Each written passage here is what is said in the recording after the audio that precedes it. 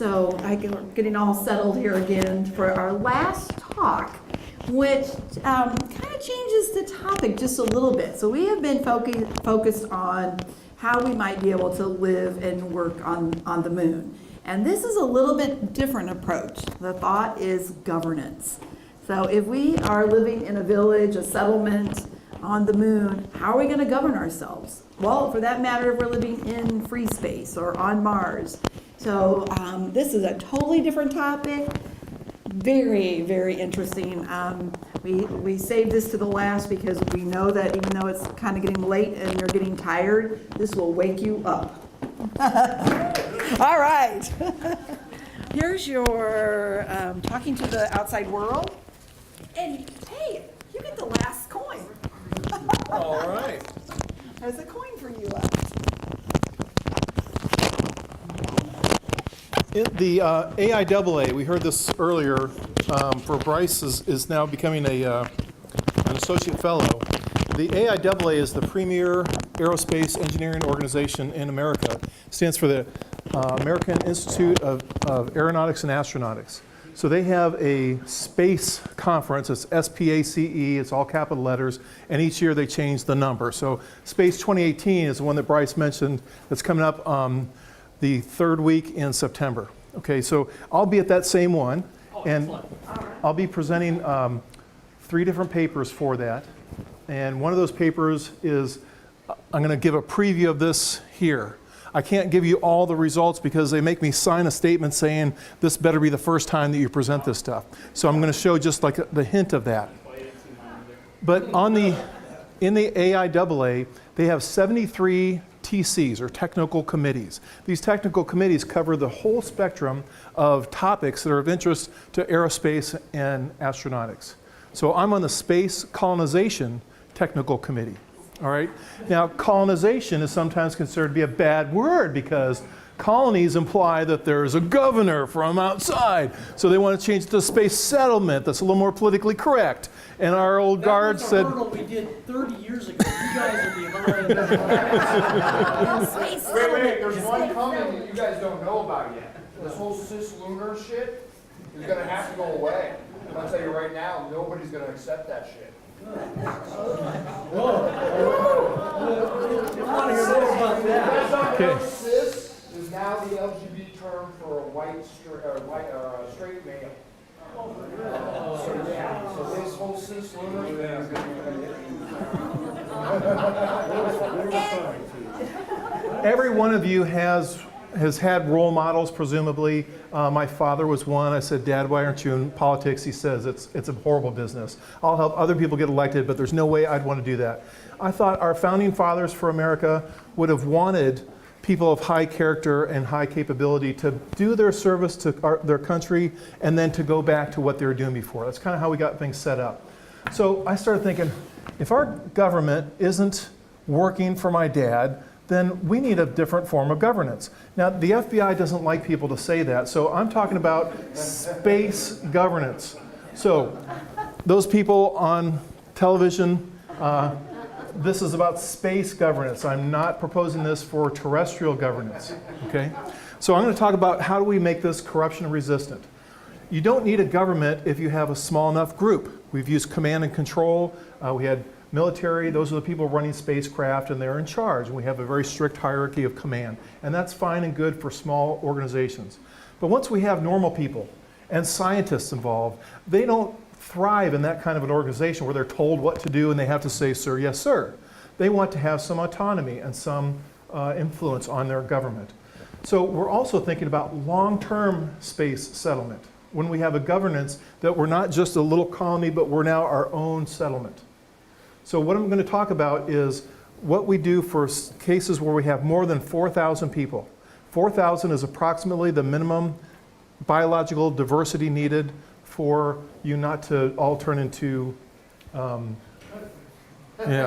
royal family. There. So I start off with 3 premises. And the first one is that humans tend, and this is not you, humans tend to be selfish and inconsiderate. All of you are exempt from this. You are not selfish, you're not considerate, but consider this. Everybody has to be selfish to a certain extent. Even when you're on an airplane and the little thingies pop down from the top, they say put on your own first and then take care of the people next to you. We have to be selfish to take care of our own needs. You don't have to be super selfish and take away from everybody else, okay? So it's a spectrum. It's a spectrum of selfishness. Also, large organizations tend towards inefficiency. A really good recent study is called Is Democracy Possible? By John Bernheim. And in this, he outlines how large organizations, especially governments, become inefficient as they get larger and larger. That's one of the reasons why Thomas Jefferson wanted a smaller governance. It's more efficient. And also, powerful groups tend towards corruption. Why would they not? If you're in charge of a powerful organization, if you're a CEO that's highly paid, you are paid to make that organization thrive. And that means whatever it takes. So we have laws in this United States that allow corporations to make political donations which ensure that they are given favorable consideration. So it's a fact that we all know that large groups tend towards gaming the system, exerting undue influence. Corruption might be too strong of a word. I don't want to implicate anybody in particular, but the point is that those with the gold make the rules, right? You've all heard the golden rule. So we need a form of governance that can address the fact and face right up to the fact that humans tend to be greedy, inconsiderate, and selfish. All right? And we also have to scale, because we might someday have trillions of smiling babies, right? How do we govern that across an entire solar system? So what I've studied is a means of corruption thwarting governance for space habitats. I've published 3 papers on this so far. It'll be 4 by the end of this month. So these studies have kind of started from the core kernel of this thing I'm calling stochastic democracy. So you may have heard the quote from Winston Churchill. He said, "Democracy is the worst form of governance, except for all the others that have been tried from time to time." So democracy is not perfect. Everybody recognizes that. What I'm trying for is a form of democracy that makes it more perfect, that gets rid of things like gerrymandering, that gets rid of things like elections that can be bought. So the first study, the core of that circle, is to measure it against known systems. Agent-based simulation is where you have a computer simulation where you have a whole bunch of different individuals, they're all a little bit different, and they all act according to rules, and you let the simulation play out day by day, and these rules happen, and then you get emergent behavior. I'll show you some results from that. The second one was, what happens if population increases or decreases? Let's say you go out to Alpha Eridani and you make a habitat and you've got 10,000 people, and all of a sudden the big colony ship that you've been waiting for comes and shows up, and now you've got 100,000 people that add into that. How does that change things? Or what if you're out there in space and now you've got a disease, a virus? Or what if a meteorite hits? Or what if there's a war and things change? So population can go up or down. There could be huge growth, there could be decimations. I wanted to find out if my governance system was adaptable to those vagaries of fortune and misfortune. The third one, how do you start off on day one? What if everyone comes out of their stasis chambers and they're like, okay, surprise, we're now on another planet. Who's going to do what? I want to be able to have a plan for how to start this up from day 0, year 1, and get up to a self-sufficiency point. And the fourth one, the one that's going to be coming out in 2 weeks, is looking at the administrative departments. It's not enough to focus just on the legislators, the decision makers, but who are the people who implement those rules and then enforce those with you and companies you might work for. So this agent-based simulation starts off with 2 groups of entities. There's the people, the humans, and then there's the government, all right? So this is the people. So the people are a 6 vector. So each individual is represented by 6 vectors. It's a very simplification of what people are like. But one of them is their age. Another one is their greed. You can see that center figure there. Their greed, I'm assuming that everybody has a certain amount of greed. That one is enough greed to say, I'm going to take care of myself. That's not a bad greed. That's a good greed. If you're less than that, you probably are not self-sufficient.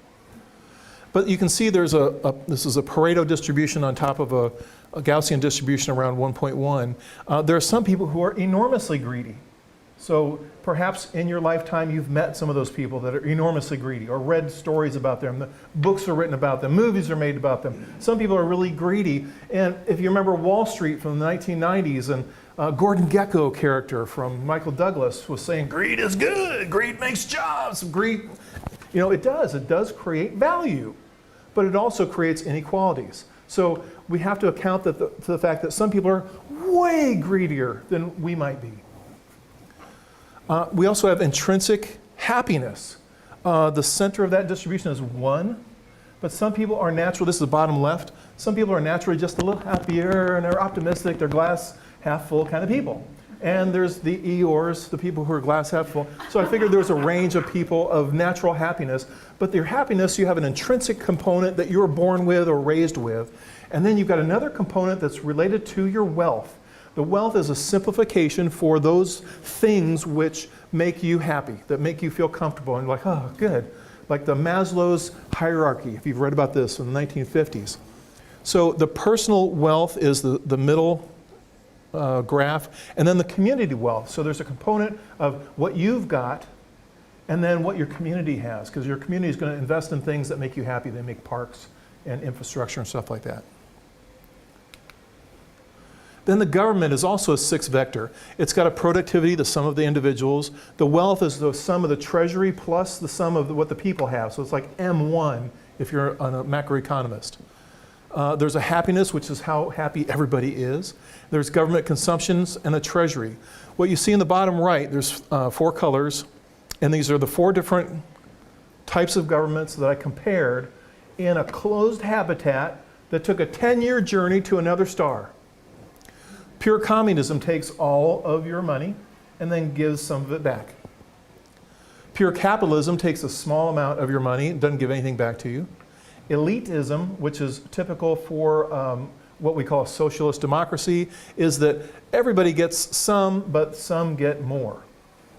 And then stochasticism is what I've proposed. So it's a different blend between there. The rules are slightly different. So I have papers on this. I'm not going to go into the gory details of the algorithms, but show you rather the results. This is communism. I want to point out on the right side, on the top, the happiness index drops down and kind of levels out. Productivity drops down and levels out. So communism is not good. In this case, 131 of the 251 people died. These were simulated people, so. All right, capitalism doesn't do a bad job. If you look at the productivity at the bottom left, it goes from about 183 and down stabilizes about 161. People's happiness increases but then kind of tails off. That's partly because the larger the government gets, sometimes people get unhappy with a government that gets too large. And here in capitalism, bottom right, I want to point out the inventory. That's the histogram of people's wealth. So the ones that are at 0, those are the people who died. And in every one of these, some people died because it was 10 years long. And some people, once you hit 75, no offense to anyone who's over 75, I assume that you're dead there. Also, your productivity peaks at about 50. I was about 50 when I did this.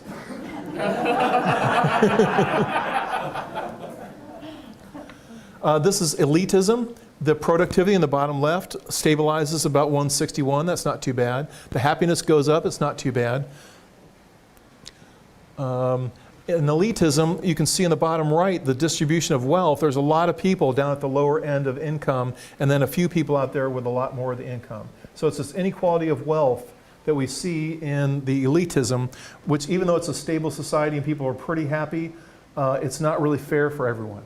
And that's kind of, in my opinion, what we have in our current situation. If you look at the distribution of wealth in the United States, where we've got like 20 people that have 50% of the wealth in the country, then most people aren't mad enough to have a revolution, but it's not really a fair system. It's kind of a rigged system. These are the results from stochasticism. Bottom left is the productivity. This graph is narrowed in, but it's pretty much constant or slightly increasing. And productivity goes up when you're happier. This is true in my own life, and I'm sure that you guys have experienced the same things. When you're feeling good, it's a nice bright day and everything's going well, you can get a lot of stuff done. But if your energy is sapped, it's not so good. Your happiness is still, it's still increasing. By the time they landed, these people are going to come out and they're going to be dancing and ready to go. So this is the first study I did that compared these four forms of governments, 3 to stochastic democracy, and it looked pretty good. I am concerned that there might be bias in here. I tried hard not to put my bias into this because my invention came out the best. So I can't say this is absolutely true. So, but I tried not to. This shows the distribution of wealth. You can see it's a lot flatter with stochasticism. All right, so now switching over to how can this scale up or down? In our country, United States, the most dense city is Washington, D.C. So this surprised me too. So I took the histogram of people on a square kilogram basis, and that's the thing you see in the top right corner. That's the population density of Washington, D.C. So I assume that we started off with that. And then now we're looking at the levels in the hierarchy. This is a hierarchical government. So you have local regions, you have you have nations, and then larger. So it's scalable up or down. What this graph shows, and I won't go through this in detail, but the number of the population is what's shown on the left. So those exponents show that goes up to like 10 billion people. But the number of levels of government goes up with that equation on the top right. So it's a logarithmic approach. So you try not to have the government get too many levels because then it gets too complicated. All right.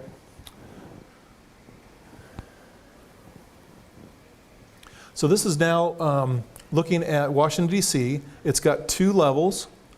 And then the first one is the starting population density. And then what you see is the density of people on the left. And the right-hand side is the districts looking down from the top. And I'm assuming this is, there's a triangle. Washington, D.C. is a diamond. So I turn it to make it a square in this case. So you can see there's 9 different districts there. I told it to make 9 districts. This is using something called K-means. It's a small letter K, it's got a hyphen, and then the word means. K-means is a way that data scientists use to take distributions of data in 2 dimensions and group them such that each group has almost exactly the same number inside of them, and then organizes them so that it has the minimum pathway around them. So this is a way to avoid gerrymandering. Gerrymandering was named after Jerry Mander, and he was the one who first figured out, hey, if we change the districts for our party when we're in charge, then this can help our party. This has gotten to ridiculous levels. North Carolina, their judges have now struck down what the Republicans have done there. Same thing's happened in Wisconsin. So I think everyone recognizes this is a really big problem with the way we do districting in the United States. So this is a way we can have computers do it that's based on where you live, not based on who your government is. Okay, then we have scale up, okay? Washington, D.C. A lot of people there, but it's nowhere close to what we would pack into a space habitat. So I multiplied by 10 and said, now we have that many people there, and they moved and lived at random locations. And then what you can see is the redistricting that happened after that. Looking at different hierarchies, what I want to show on the bottom right, you can see some of those dots are white and some are orange. I was like, am I sure that I'm getting this from a nice random selection with, on the right-hand side, the colored chart that you see behind there underneath Arnold Schwarzenegger? Am I getting a nice random population? So humans are tending to see patterns when they don't exist, like when I saw the horse head in Professor Jolliffe's images. But the distribution of those looks pretty random. And we'd have to do this a couple of times and make sure that they're random. So that's the kind of validation that I like to do on these tests to make sure that they're working properly. Because the biggest concern in making a corruption-resistant government is to make sure that nobody can get in there and meddle with things and then get them to be in their favor. So we'd have to make this hack-proof. All right, what happens if decimation happens? So left-hand side is now we've had 9 out of 10 people died from some horrible disease. Oh my God. Now houses are empty, families are decimated.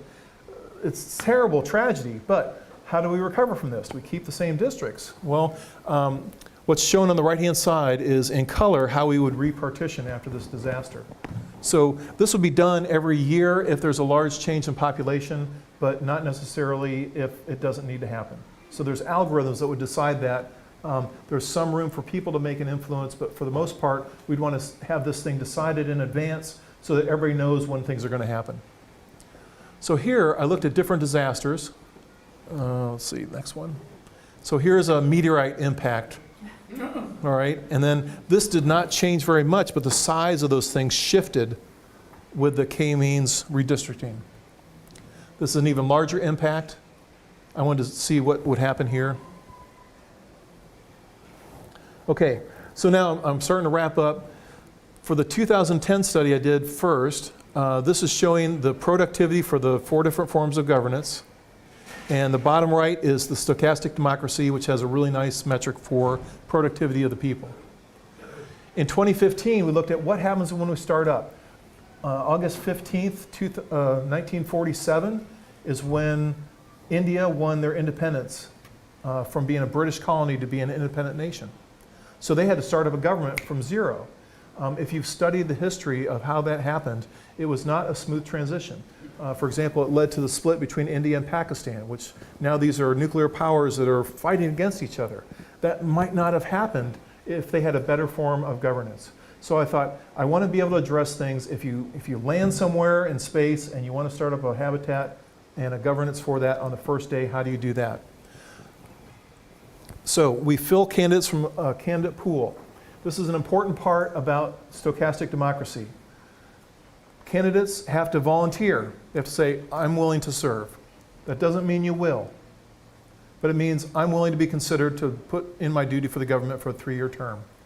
You have to have 3 qualifications. The first one is you have to have not declared personal bankruptcy. We don't want people running our government who can't manage their own finances. Number 2, you better not be a convicted felon. We don't want crooks in office. About 1/3 of Congress would not be in power if they had this. And the third one is you've completed some multi-year thing where there's a definite start and an end date. This might be military service, it might be college, where you get a degree to show that you can start and finish something that takes multiple years. Some people complain, hey Peter, that sounds elitist, but I think we want a minimum level of competence for people who are making decisions that affect our lives. And I thought these 3 things of bankruptcy, not being a felon, and completing college are reasonable starting points that most reasonable good people can manage. So from that, then we take that pool of candidates, and I'm assuming that's no more than 4% of the population. That means out of this room there might only be 1 person that volunteers to do that. But then we pick from there at random.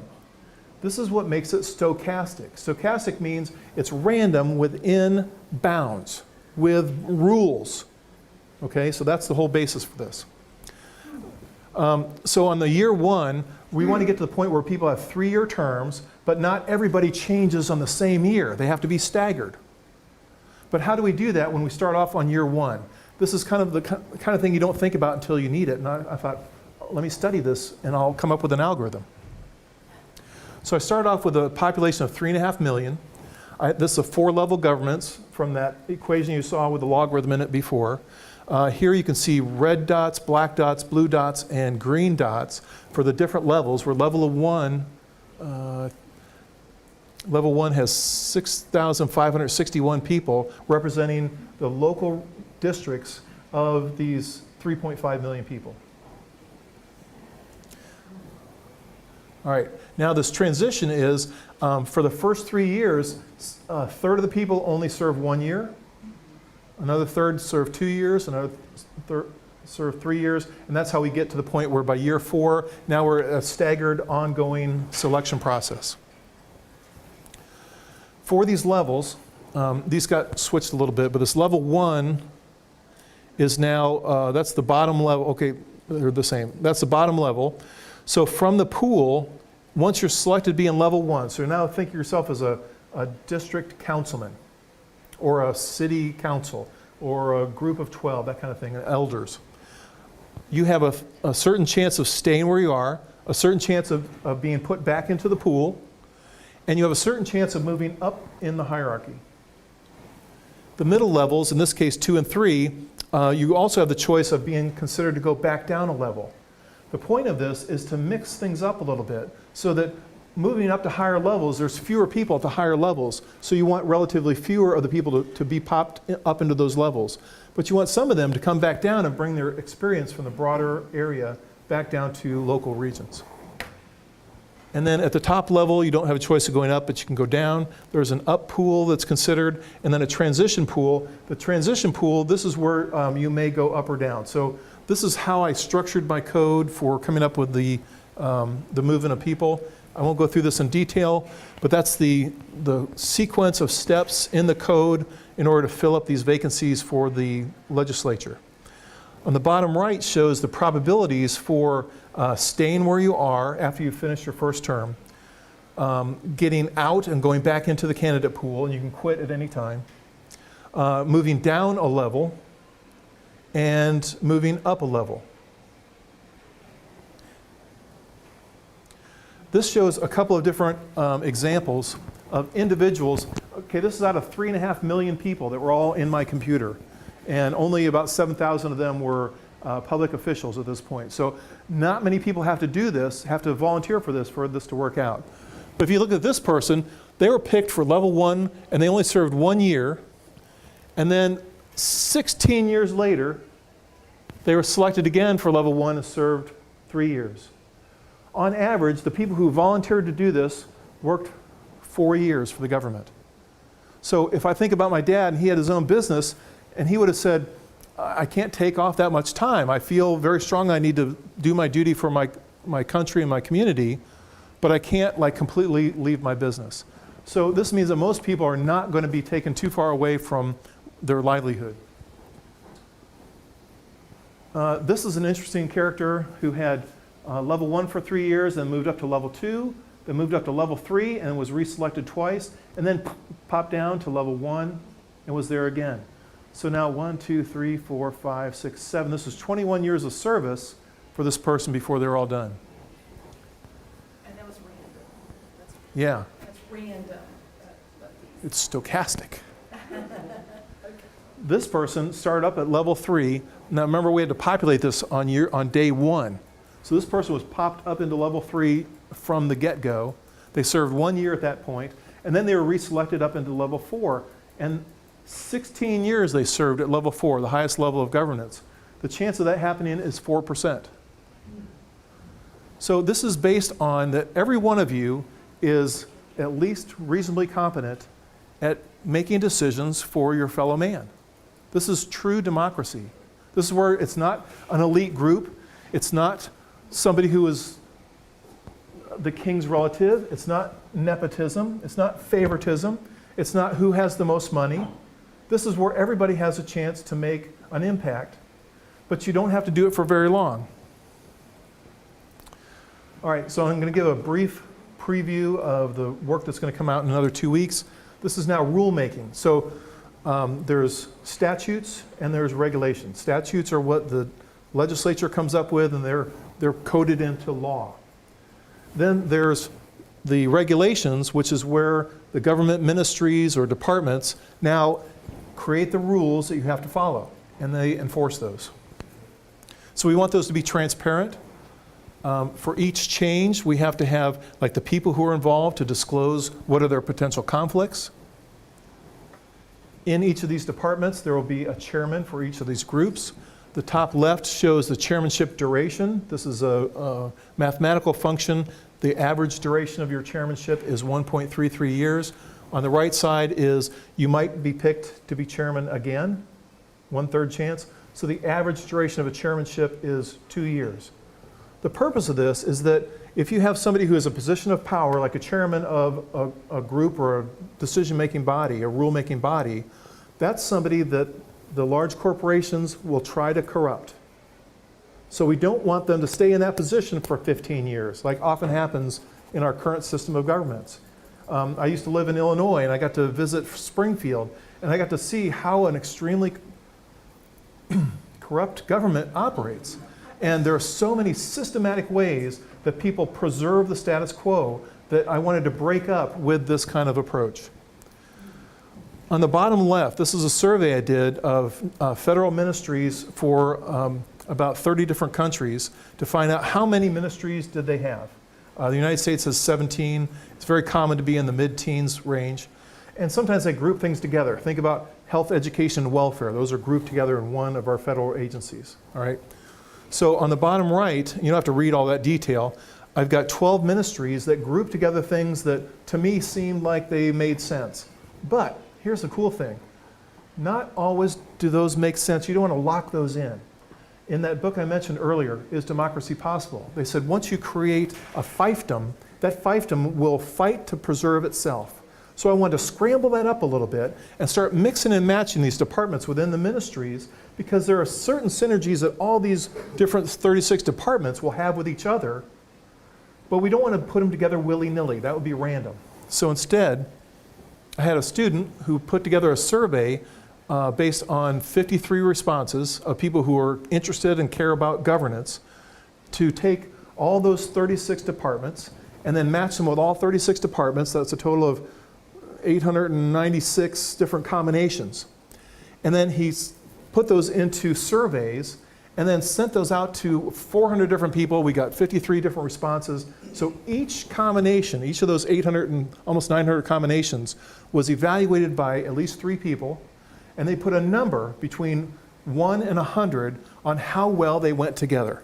So, you know, you might think of something like forestry and war, and people would say, that's like a 1, okay? But there might be other things like education and human services. They might say, that's an 80. So we got all these numbers together, and what those will be is a weighting that we use when we scramble these things. So every 3 years we start scrambling gently how these departments are reorganized so that we get some mixing. So we prevent dynasties and we allow those synergies to emerge.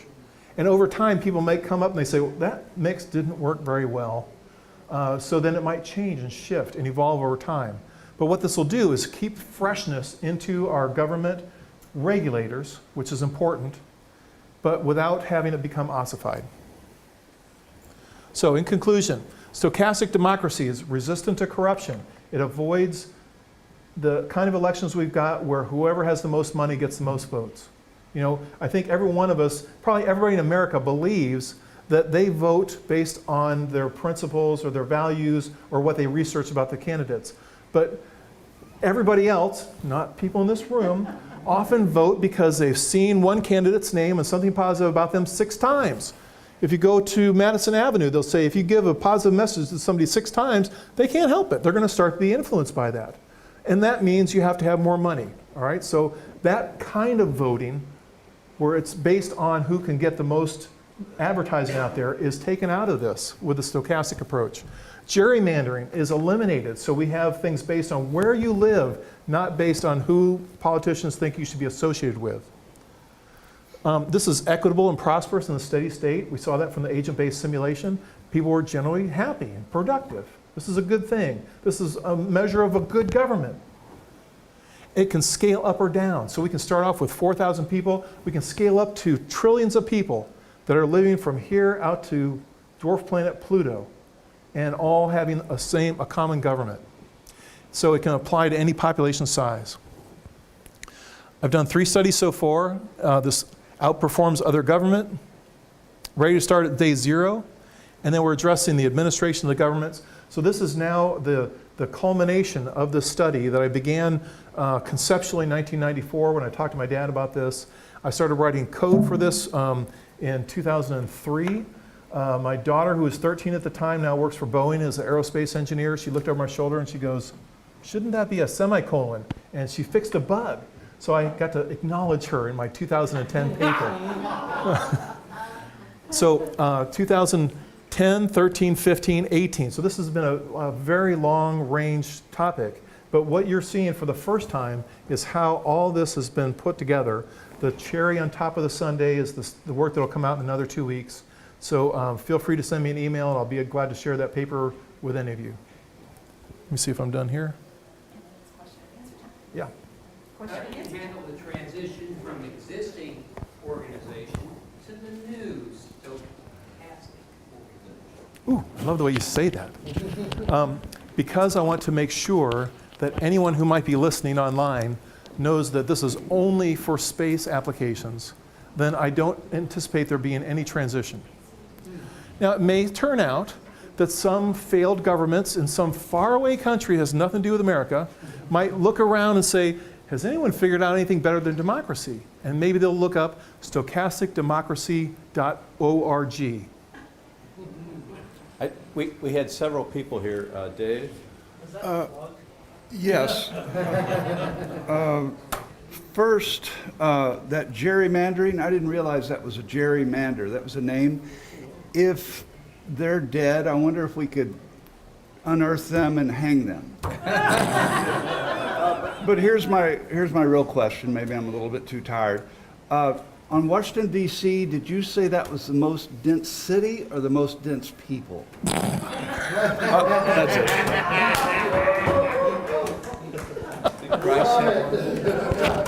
Okay, so a couple. So one, how do you stop people from flocking, birds of a feather flocking, where groups who think the same all decide to live together in the same part of the settlement?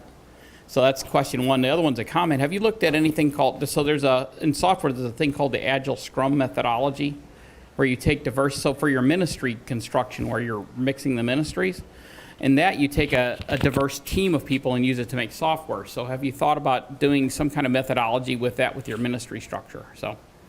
Okay, so the first question is, how do you keep people from flocking together and forming political groups? Right. There's two answers to that. The first one is, if you look at how people's political beliefs associate with their demography, there's a remarkable cohesion of that. So people interacting with neighbors often tend to shift their own views. So there's a natural human tendency to have groups or regions where people tend to all think the same way. Not entirely, but I've seen evidence from this, all right? So that's a normal thing for people to do. The other answer is, that would be great. And this actually makes it so that if you want to have, a community that all feels very strongly one way, you can put all those people there. There's really no restriction for that. I think that would be a healthy thing to have. Regarding your other question about the Agile Scrum for software, yeah. But it might work for your ministry. One of the concerns that I think people might have for that is that it might not be as transparent as something that had a survey of everybody saying, what do you guys all think about this, and then aggregate that. I think everybody had a question, but I know, Brian, you had one? Yeah, I forgot it. Go on. No, go ahead. I forgot. All right. There was a bunch of hands that I missed. So one of the things that I come across, and this is kind of a software example, but also it happens in government as well, is that when you have certain government agencies and they are dealing with certain kinds of problems, you have, I agree that you need the fresh blood, but also you have to have that amount of experience in order to do that. And so how does this address, if you're changing, is it just changing the guard every 3 years, the head ministers, or if you are changing the entire ministry? That can be also an issue too, because I've worked in places where all of a sudden your knowledge, your historical knowledge, you're doomed to make the same mistake again if you do not keep history and the history of mistakes in the past. In the paper that's going to come out in another 2 weeks, we address that very specifically. Okay. And I'll give you a little brief response to your point, which is a very good one. You have people in regulatory bodies that have subject matter knowledge, tribal knowledge, history, and experience. You want to keep those people there. What I saw when I was working in Illinois is that those people were plucked out of the organization by the corporations and hired, and then turned into lobbyists because they knew who to talk to and they knew how to get their point across. I found that to be very corrupt. So we want to have the people who are very good at their job to not be promoted up to their Peter principle, if you know what I mean, right. Your level of incompetence, but we want to reward them well to stay put and keep doing their job. At the higher levels, right now we have things that are at the federal level, the top cabinet ministers, the secretaries, are political appointees, and we can all see how well that works. So, but we can't completely take that out away. So we want to have administrators, bureaucrats, you almost can't get rid of that, but that's the ossification and the empire building that we want to scramble up. So it's mostly at the top level we want to scramble. Thanks for your question. So you've got this marked as a democracy. Our founding fathers specifically built a republic to avoid what I forgot the name of the term now, the masses enslaving the minority, okay? Tyranny of the majority. How does this democracy prevent the tyranny of the majority, as a republic does in that model? It's a great question. Right now, we have a two-party system. Now, if you look at other countries, sometimes they have multiple parties and they have to form coalitions. But we're not a democracy. So two parties, that doesn't relate to a democracy because we're not a democracy. Everybody else has multiple parties. In a two-party system, you will have people that will group together, whether it's in the United States where you've got two dominant parties, or in other countries where you have coalitions that come and move together. That's how you get this problem of minorities that can hold hostage majorities. No, it's the other way around. It's the majority holding the minority hostage. That's why we have a republic. That's why you don't have a direct democracy. Right? In this approach, You don't vote for president. You vote for somebody who Electoral college. Yep. Right? And that's the majority. You've got it the other way around. So when the majority comes in and says, you as a minority have to do this, okay? In a democracy, there's no protection. That's why a republic is set up. Okay, so how do you prevent that majority from saying, okay, you have to drink water, you can't drink Pepsi, or you have to drink Coke, you can't drink Pepsi, right? There's the rub. Go ahead. yeah, this approach doesn't have parties. There's no coalitions that get formed. These are groups of people that get together and try to make their best decision. So you can't make an omelet without breaking some eggs. So you can't always make everybody happy. This is not a utopia, but it's a way to fairly represent everybody, so everyone has an equal chance at a voice. And if there ever do become coalitions, the stochastic nature will scramble them back up and bring other people in. So you still have a direct voting. There's a direct vote. No, there's not. So there's no election. So how do you even call this a democracy? Because it represents people. No, democracy is a direct, by definition, is a direct involvement of the populace in the process. So you're saying I might have a term. Terminology problem. All right, thanks. Except for the people that are the council or the whatever, they're all representing the people. So this is more of a parliamentary system. No, because they're not, because those people, my understanding, those people that are doing the reps, are not voted on, it's random selection. But they're still representing the people, they're not So representing. it's a parliamentary. They're volunteer. Yeah. They're volunteer. But the democracy talks about how you actually elect a official. And the way you're describing it is a parliamentary election, right? You're putting a pool, and somebody randomly pulls out. It's a draft of volunteers. It's more like a draft of volunteers. So there's a draft of volunteers. So there's no actual voting at all, which would make this a democracy. No. It would make it a parliamentary or even I a think we have to monarchy. go define that, we have to go define democracy. What? It might need a new term, you're right, it might be a new term. But I think democracy puts you in a position that you're not willing to defend Well, you. Brian, I welcome that you've brought up that we need a new term for this. Yeah. So stochasticdemocracy.org is my website. I'm not trying to sell this, but that's where I have this stuff captured. There's a comment section there. Feel free to go there and send some ideas, and maybe we can come up with a new term. Yeah, I'm open to it. All right, thank you all for your attention. Thank you very much. That was wonderful. Yeah, that got everybody excited. What are you saying for dinner? Thank you. Yes. Okay. So everybody, here's the plan. We would love to have everybody stay for a few minutes for our annual meeting, if that would be okay. And then I want to also tell you where dinner is for those of you who would like to join us for dinner. So give me just a minute to get the correct slideshow up, okay? But don't run away. Please don't run away. Okay, let me get my slideshow up. Okay.